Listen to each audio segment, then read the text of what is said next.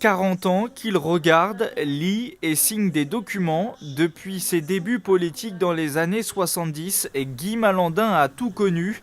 Conseiller général en 1976, député des Yvelines en 1981 dans la foulée de la victoire de François Mitterrand. Il découvre 50 ans en Yvelines 2 ans plus tard et rejoint alors Alain Danet, le maire PS de l'époque à Elancourt.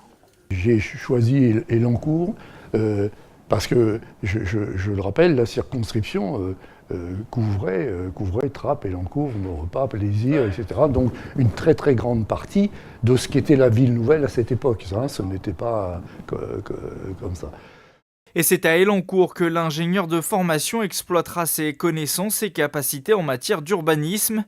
C'est aussi dans cette ville qu'il connaîtra des années compliquées, en plus d'un ministère qui lui échappe à la fin des années 80 sur fond de tensions socialistes. Il encaisse une défaite inattendue lors des élections législatives de 1993 face à Jean-Michel Forgos.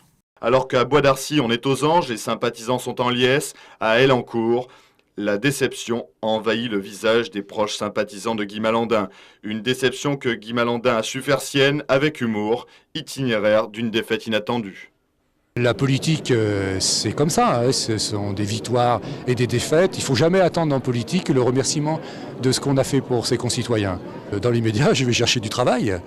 C'est tout aussi simple que ça. Du travail, Guy Malandin n'en cherchera pas longtemps. En 1995, il quitte Elancourt pour rejoindre Trappes. Le début d'une longue histoire avec cette ville particulière connue pour ses artistes et ses problèmes de sécurité. Une ville dont il est le maire depuis 2001. Si on n'a pas envie de cet engagement, d'aller serrer la main au marché, comment ça va, etc., on ne peut pas être élu à Trappes. C'est un mandat particulier, c'est un mandat piège, au sens que ça n'arrête pas. Les sollicitations sont permanentes, en tout genre, mais c'est un piège qui me passionne.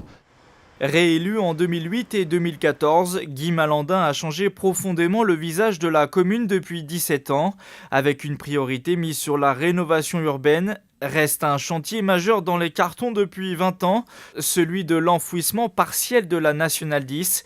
Les travaux devraient débuter en fin d'année.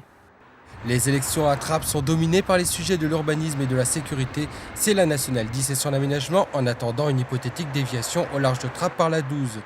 20 ans dans un pays pour faire un projet de 100 millions d'euros qui traverse une ville de 30 000 habitants. Ça pose bien des questions.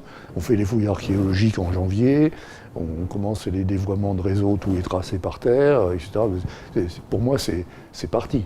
Ça ne veut pas dire que c'est réglé, mais c'est parti. Les travaux pour la N10 partis, Guy Malandin, lui, ne part pas. Au pays du président de 40 ans, celui qui fêtera ses 81 ans en juin prochain ne s'interdit pas un nouveau mandat en 2020.